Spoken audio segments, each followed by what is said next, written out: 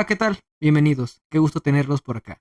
Mi nombre es Alejandro Javier, soy psicólogo social y psicoanalista y me dedico a la atención clínica de pacientes. El día de hoy vamos a platicar alrededor de una idea que ya he ido presentando en los episodios anteriores para armar esta especie de serie sobre nuestras fantasías, el sentido de las cosas, incluyendo el sentido que conduce nuestra vida, la supuesta realidad y nuestra relación con todo ello. Del episodio anterior hablamos sobre esta producción de sentido, que termina produciendo ciertas fantasías que van dirigiéndonos en la vida. Un punto que mencioné fue que no se trataba de evitar construir estas fantasías, o mejor dicho, estos sentidos, de entrada porque para empezar no es algo que hagamos de gusto ni de voluntad. De alguna manera es algo que nos pasa. La producción de sentidos es medianamente inevitable. Y en segunda, porque no es ese necesariamente el problema, no al menos el que me parece más esencial, ni uno que podamos resolver. Hay otro aspecto de esto que sí. Es la cristalización de esos sentidos, su solidificación, lo que me parece que se vuelve problemático. Voy a ponerles un ejemplo. Hace unos días estaba viendo la película de Spider-Man, la primera que hace Tobey Maguire, y me encanta, pero precisamente pensando en las ideas para este episodio, hubo algo que me pareció jodidísimo. No de la película en sí, sino de toda la mitología que gira alrededor de los superhéroes y en particular de Spider-Man. La escena que me hizo pensar en esto fue cuando Peter está descubriendo sus poderes, quiere rentar un auto o comprarlo para llevar a Mary Jane al baile de graduación, bueno, para invitarla, para animarse a invitarla, y se inscribe en una especie de pelea en jaula con un tipo enorme que se hacía llamar Bonzo, una cosa así, y hasta ahí todo bien. Lo feo viene después. Se supone que tiene que estar en la pelea al menos 3 minutos. Y Peter lo vence en el primer minuto o menos. La verdad es que le dura bien poquito. Y cuando va a la oficina a cobrar, en lugar de los 3,000 pesos del anuncio, no, ¿cuáles pesos? De los $3,000 del anuncio, le pagan 100. 100 contra 3,000. Nada más piensen en eso. Peter reclama, obviamente, y el de los pesos lo único que le dice es que la condición era que durara 3 minutos y no uno. Vuelve a reclamar, le dice que contaba con ese dinero, que tenía cosas que hacer, y el de los pesos nada más le vuelve a responder que sus necesidades no son su problema. Peter se va y así, segunditos, bueno, ni siquiera se va, está en el pasillo y al segundo llega un tipo a robar. Después de que roba, pasa frente a Peter y este lo deja pasar.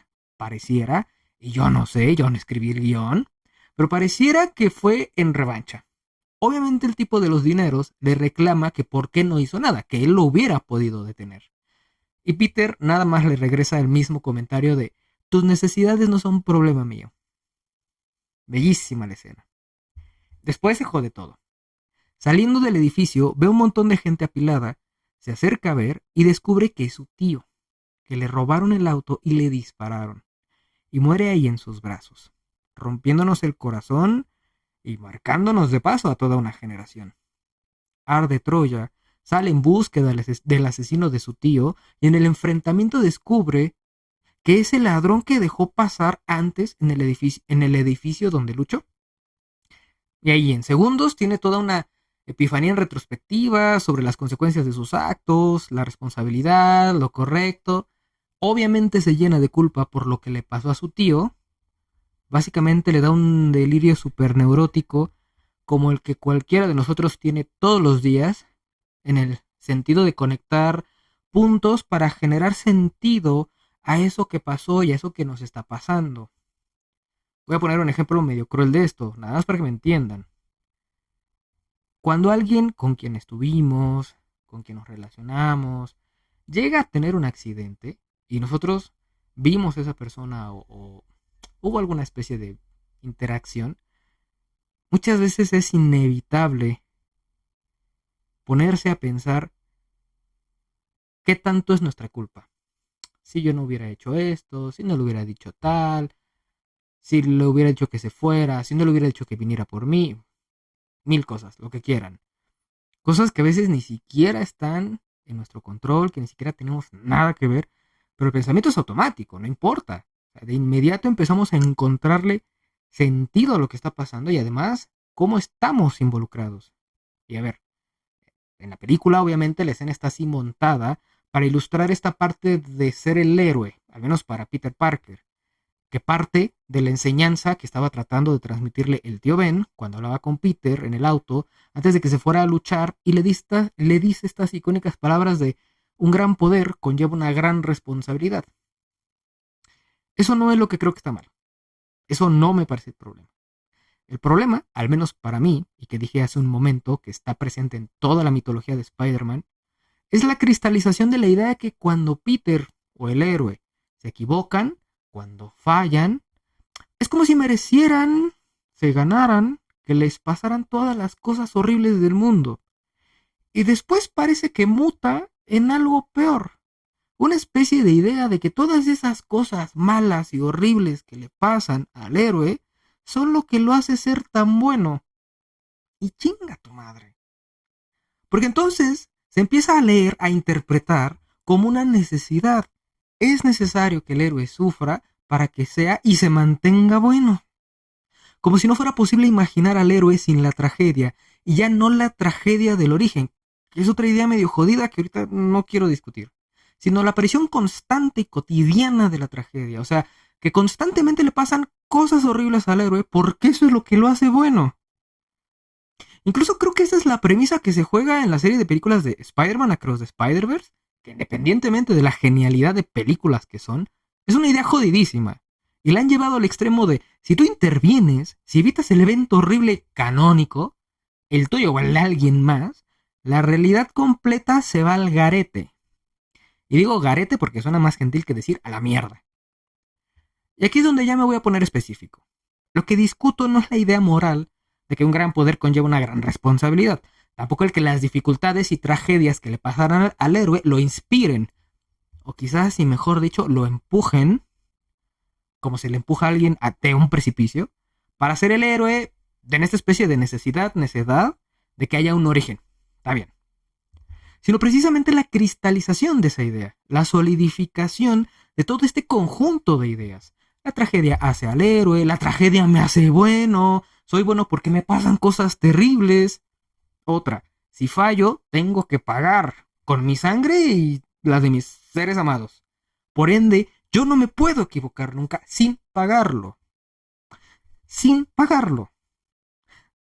Que después y sin tanto esfuerzo, en muchos de nosotros se convierte en una especie de, si me pasan cosas malas, seguramente es porque me equivoqué.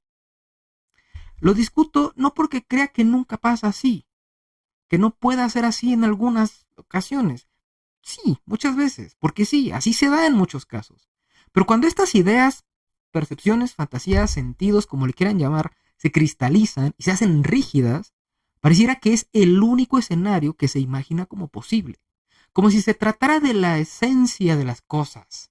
Y en ese sentido, parece como si no hubiera otra opción. A eso me refiero con que se cristalizan.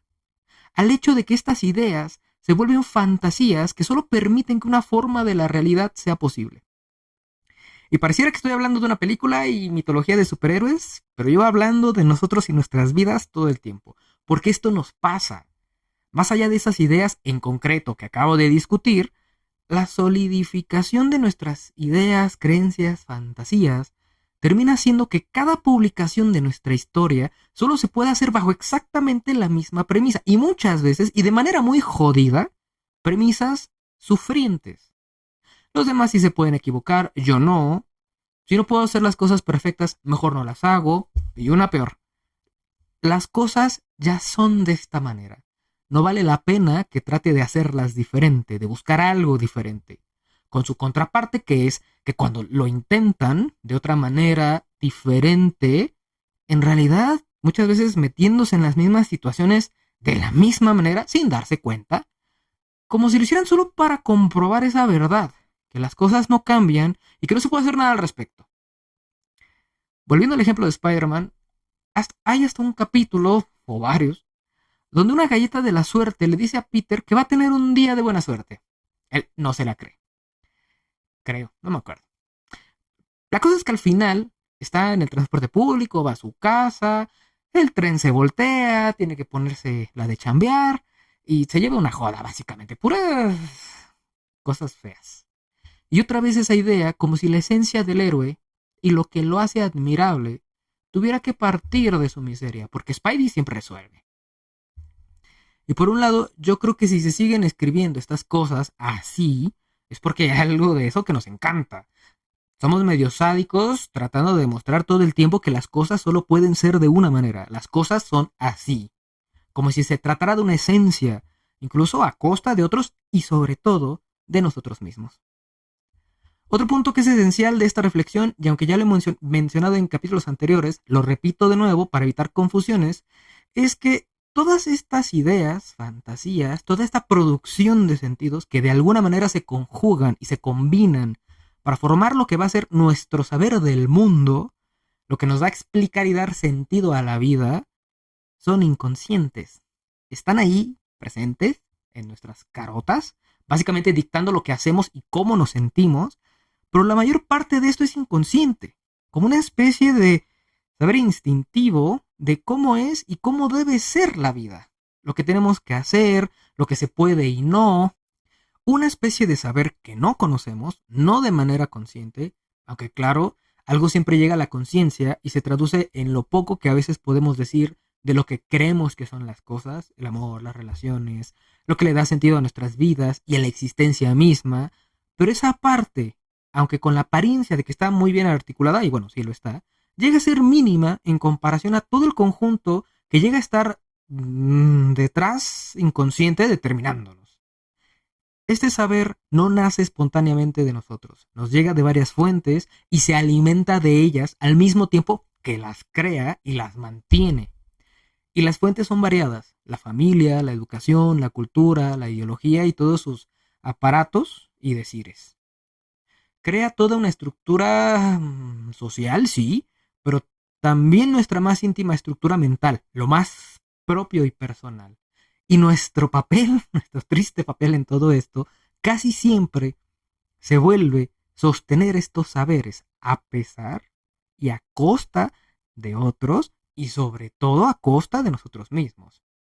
Nos sacrificamos en nuestra felicidad, en nuestras opciones, en pedacitos a veces nada pequeños de nuestra vida para sostener estos saberes que nos atraviesan, sus imágenes, sus ideales, sus argumentos.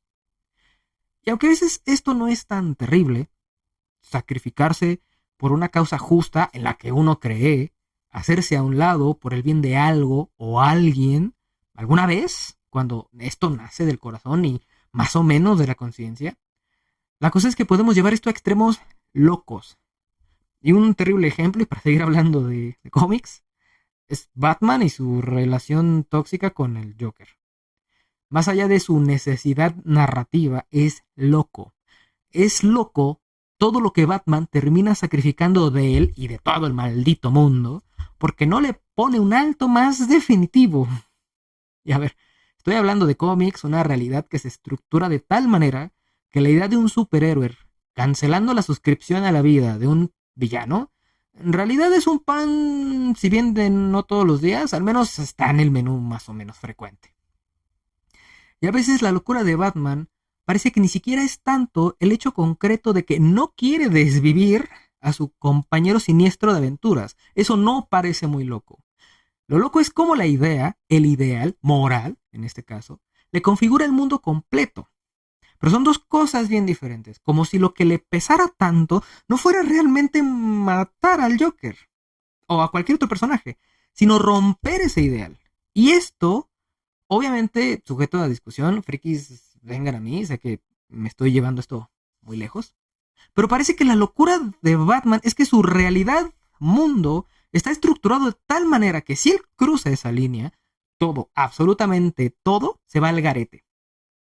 Porque ni siquiera parece posible que se pinte, que se asome la posibilidad de que cruce esa línea y continúe su vida, su misión como vigilante, sí, manchado, pero que encuentra una forma de continuar. No, todo tiene que irse al retrete.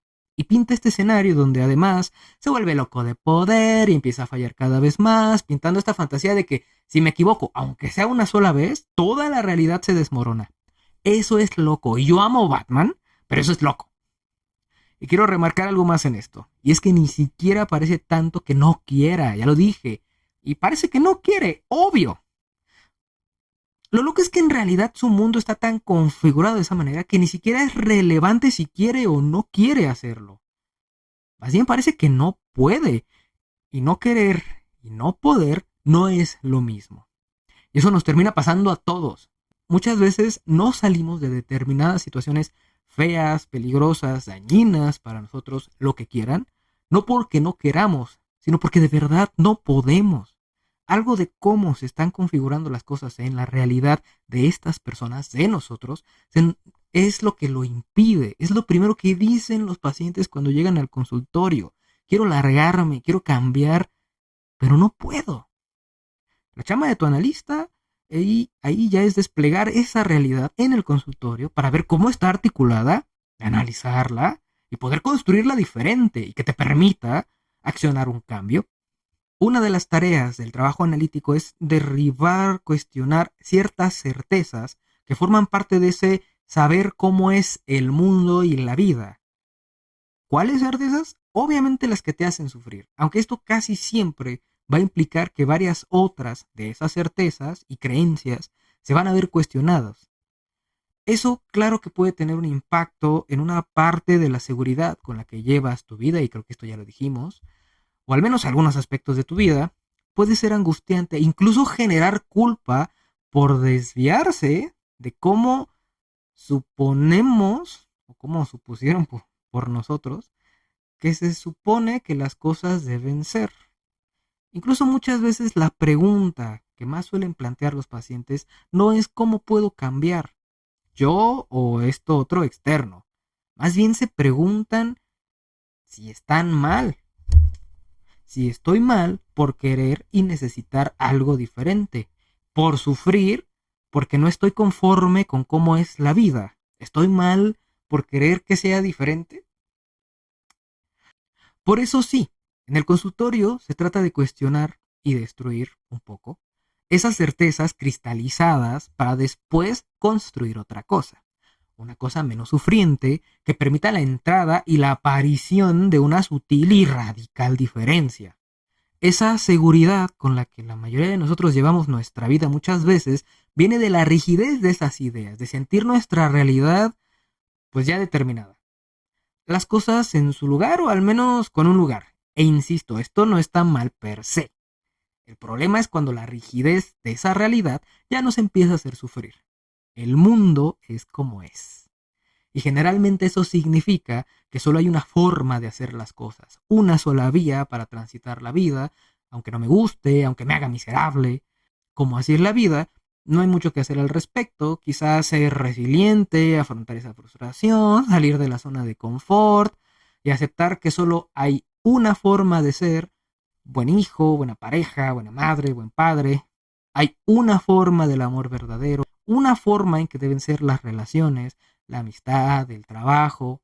Y cuando no podemos cumplir con esas formas, sostenerlas, confirmarlas, o cuando lo que queremos o necesitamos no se amolda a ellas, sufrimos. Cuando cuestionamos esa seguridad y las certezas, el saber que las sostienen puede tambalear. La idea es que tambalee. Uno ya se empieza a hacer preguntas que dan chance de abordar y construir diferente la realidad que uno vive. Oye, ¿y si el narcisista soy yo? Para aprovechar un término de moda que me parece horriblemente usado. O al revés. Oye, ¿y si el que está mal o medio jodido es él o ella? Empieza a surgir la posibilidad de una diferencia. Se trata más o menos de la misma idea que ya presentamos en el capítulo anterior. De que las cosas muchas veces, y ya tentados hasta diría que casi nunca, son realmente eso que solemos imaginarnos que son, pero ya no por la creencia de que hay una realidad detrás de mis propias fantasías que no me deja ver las cosas como realmente son, sino en el sentido de que mucho de cómo creo que es la vida, las relaciones, el amor, el trabajo, la justicia y miles de etcétera, son como son por cómo se me han construido toda la vida, no porque esa sea su esencia. Y lo digo así para evitar la confusión de hacerlos pensar que es uno, de manera voluntaria, quien decidió construirlas así. Esa tontería que a veces repetimos de es que piensas así porque quieres. Bueno, ya no sé si en el 2025. Seguramente sí. Me parece absurdo que todavía lo digamos. Es que piensas así porque quieres. Sufres porque quieres. No, nadie sufre porque quiere. Nadie piensa cosas que le hacen daño porque le gusta. Nadie construye su realidad de manera limitada y sufriente de buena voluntad. Nos atraviesa todo un lenguaje, la cultura, miles de convenciones sociales. Y eso es lo que nos hace, nos da forma a nosotros y a nuestra más íntima realidad. Y ahí nada se nos pregunta si nos gusta o no. Pero si es en el cuestionamiento, reconstrucción, donde puedes participar con más conciencia, con más grado de voluntad. Es una idea difícil, pero poder permitírsela es abrir la puerta para permitirse ver cosas diferentes. Y eso puede llegar a ser aliviador, una vez que podemos atravesar la angustia que la incertidumbre pudiera generar. Quizá valga la pena decir que no siempre se genera. No siempre. Esto ya lo había dicho en el capítulo anterior. Creemos que sabemos lo que son las cosas, cómo es la realidad. Además de que generalmente se presenta siempre de manera más o menos lineal. Algunos ejemplos que parecen de libros de texto, pero que suelen presentarse muchísimo más de lo que quisiéramos creer. Par de ideas. Los hombres deben proveer. A los buenos proveedores se les ama, consiguen pareja. Yo no consigo pareja. Entonces eso significa que no soy buen proveedor o que no tengo nada valioso que ofrecer. Entonces no soy un buen hombre o suficientemente hombre. Otra. Igual. A las mujeres se les ama cuando son bellas. La belleza es así, de esta manera. Yo no tengo pareja. Por ende, alguien que me haga sentir amada. Entonces eso quiere decir que no soy bella. La idea difícil que estoy tratando de presentar es que muchas cosas en nuestra realidad no tienen esencia en sí mismas, son construidas. Y aunque en principio pueda parecer angustiante y que uno se queda sin algo fijo de qué agarrarse, puede ser liberador saber que una gran parte de tu realidad se puede construir de otra manera, sobre todo cuando te está haciendo sufrir. Y ojo, que sean construidas no las hacen menos reales y sin consecuencias. También lo dije en el episodio anterior. Tienen suficiente realidad para darle toda su forma a tu vida y llenarla de consecuencias. Querer descalificar algo de esa realidad pensando, solo está en mi mente, puede ser tan inútil e ingenuo como querer apagar un incendio con una pistola de agua. Claro que está en tu mente. Y ahí mismo están todas tus posibilidades e imposibilidades. Ahí está tu realidad completa. Y entonces, ¿qué hacemos? ¿Cómo puedo cambiar esa realidad que me acorrala y que me está haciendo sufrir? Honestamente, y aquí viene parte de lo jodido, es que no se me ocurren muchas formas a mí. Si fuera tan fácil, seríamos muchísimos menos los que sufriríamos con esto. Pero por un lado, creo que puede ser súper valioso sentarse a reflexionar y pensar, cuestionarse de dónde podrían haber venido estas ideas, el sentido completo de tu vida. Bueno, no completo, pero unas partes. Incluso estos aspectos que sientes como más íntimos y más propios. Estas ideas que no te dejan hacer ni alcanzar lo que quieres y lo que necesitas. Y yo lo acompañaría quizás con filosofía, la lectura de algunos textos de crítica y análisis social, no para seguir buscando el ser de las cosas, sino para enfrentarse a diferentes perspectivas y quizás algunas de ellas te ayuden a construir diferente. También acompañarse de otros, sobre todo porque la reflexión en soliloquio en algún punto podría terminar dándole a tus preguntas las mismas respuestas de las que ya estás partiendo, repitiendo lo mismo en su mayoría. Y por otro lado, lo mejor que se me ocurre, por supuesto, es que te analices con un psicoanalista. Porque es la tarea de la búsqueda, identificación y cuestionamiento de los sentidos con que se ha armado tu realidad lo que hacemos en el consultorio. El psicoanálisis no te ayuda a ver lo que verdaderamente son las cosas. Su función es más bien tirar un poco para que puedas construir, seguir construyendo. Tras las interpretaciones que se hacen en la clínica, viene la elaboración. Y esa elaboración implica cierta construcción de otra realidad que sea menos dolorosa, más feliz. Que lo que medie tu relación con el mundo no sea siempre la misma lógica, la misma forma de hacer las cosas. La apuesta es dejar de responder igual a todo, que podría traducirse como lograr ser más flexible. que ni siempre sea la huida, ni siempre es el ataque, ni siempre es la resiliencia, ni la terquedad que te imposibilita soltar, que se pueden hacer algunos esfuerzos, unos medios buenos, otros increíbles, otros medio mediocres quizás, sin que eso se convierta en culpa. Cultivar una capacidad de valorar las situaciones un poquito más en su especificidad y en ese sentido empezar a moverse con más libertad en la vida. El objetivo es el vaciamiento de una idea. El mundo es como es. Porque el mundo puede ser mil cosas. Con ese punto les voy a proponer que dejemos por hoy. Y nos vemos en el siguiente capítulo. Nos vemos.